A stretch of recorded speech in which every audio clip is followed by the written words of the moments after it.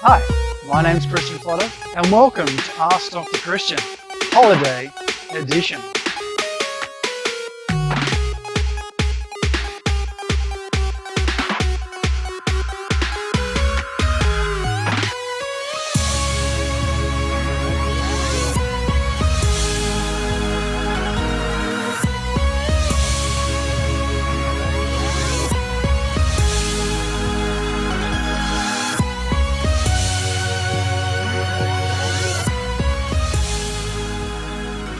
Hi, my name's Christian Flotter and welcome to Ask Dr. Christian. One of the reasons I love working with children is you get asked so many fantastic questions. Just last week, my son asked me a wonderful question. He asked me, "Dad, how many ants would it take to fill the sun?" And I thought, wow, what a great question. This is wonderful for two reasons. Firstly, it shows development of his brain. His mind is thinking in an abstract manner and he's thinking about different things. And secondly, well, I want to know how many ants it takes to fill the sun now as well.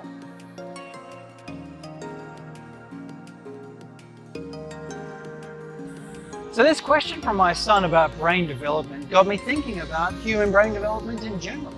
See, brain development, it's very precise. There are certain things that happen in utero even that can influence the way our brains develop later on in life. And we call these ones the critical windows of opportunity, where things in the outside environment can influence the way the brain develops. As we're born though, this changes. We start to become very sensory driven. A lot of the sensation that we get from the world around us starts to become much more influencing in the way that we develop our brains.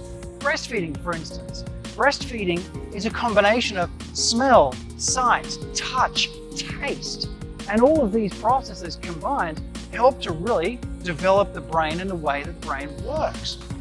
Over a period of time, we stop being so sensory driven and start becoming a bit more motor in activity. See, after the first year of life, we have accomplished a lot. In the first couple of months, we've learned to lift our head up, roll over. After that, we've started to sit ourselves up, prop ourselves, think about starting to crawl. And the next thing you know is we're able to start walking. This is pretty significant because the brain, it shows great development to be able to do that. This is all in the first year of life. And it happens because we develop this difference in the way our brain works.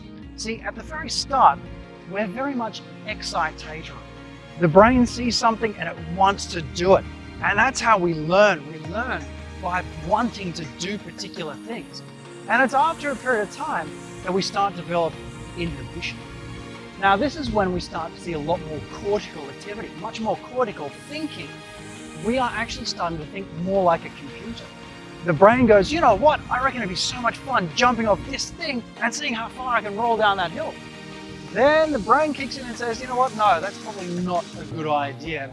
And so we take the safer option. And this is where we start to develop inhibition. We think about things before we do them. But what's interesting is the brain does this in an asymmetrical manner.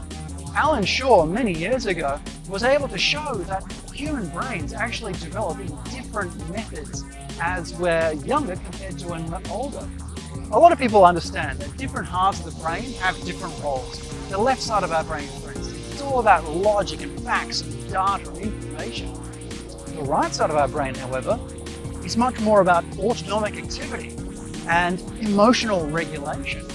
And it's in fact this right side of our brain that's really important to develop first. And when we see a disruption to that normal right brain development, this is where we can actually start to see changes in normal behavior in young children. A lot of kids with autism, for instance, might have a discrepancy in right brain activity. Kids who have poor emotional regulation, that might be a poor right brain activity. Kids who have a lot of autonomic symptoms inside, a lot of sweating, they're very nervous, very jumpy, they're always on edge. This may be an indication of right brain problems. So what could we do to ensure that this right brain's working properly? Well, one of the best things that you can do is get the kid out, get them climbing, get them enjoying this stuff all around us. This helps to grow a brain. Sensory input, climbing, getting out and about, and doing all the fun things that kids should do. I hope that helped to answer some questions that you might have.